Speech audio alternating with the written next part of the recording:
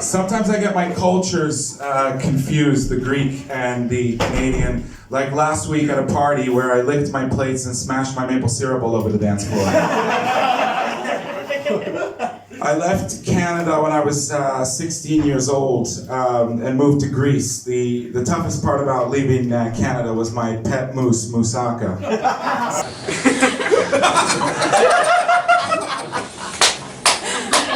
I have been having some problems lately with the women.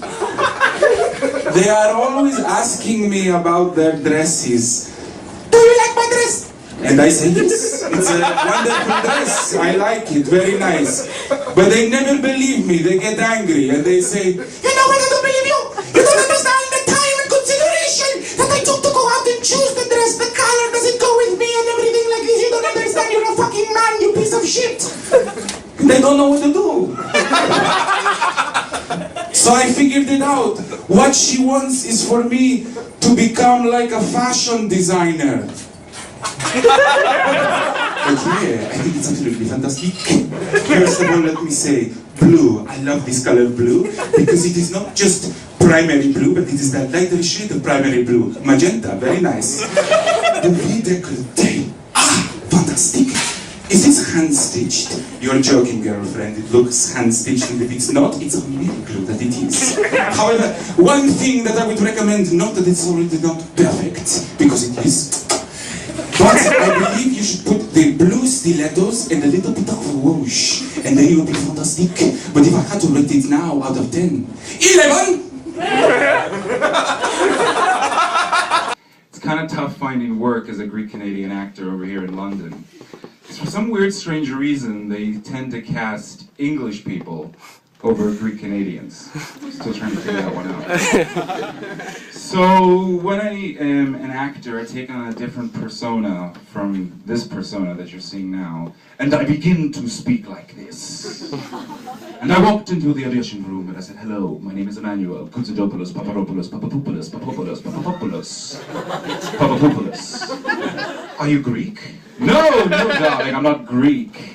I'm very English. I've just been cursed with a Greek name. You can check my bank account and rest assured it's full of British money. So are the Greeks. £7,000 overdrawn.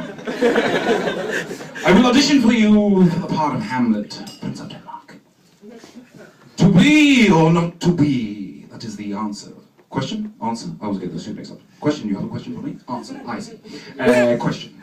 Yes. So I finished the audition and they said, thank you very much indeed. So I was sure to get a call back to the next round of the auditions. And I walked into the waiting room.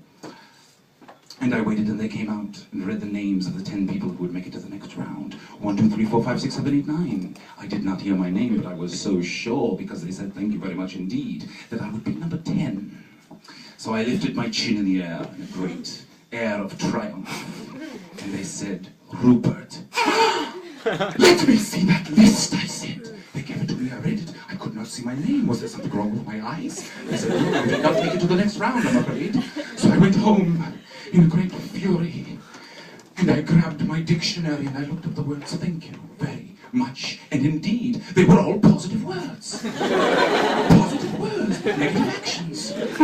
Was it possible that I was living in a world of negative words, negative people using positive words, shielding negative people? This was not a world that I wanted to live.